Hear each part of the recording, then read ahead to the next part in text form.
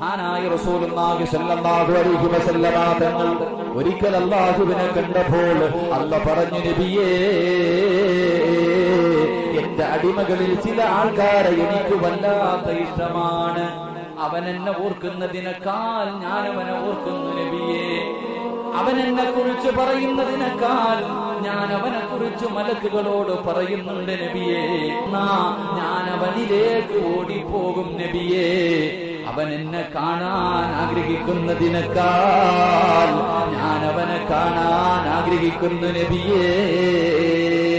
പ്രിയപ്പെട്ടവരെ, അല്ലാഹുവിന്റെ റസൂൽ സഹാബത്തിനോട് പറയുകയാ, പടച്ചവൻ സ്നേഹിക്കുന്നവരുടെ ഒന്നാമത്തെ അടയാളം എന്തെന്നറിയുമോ?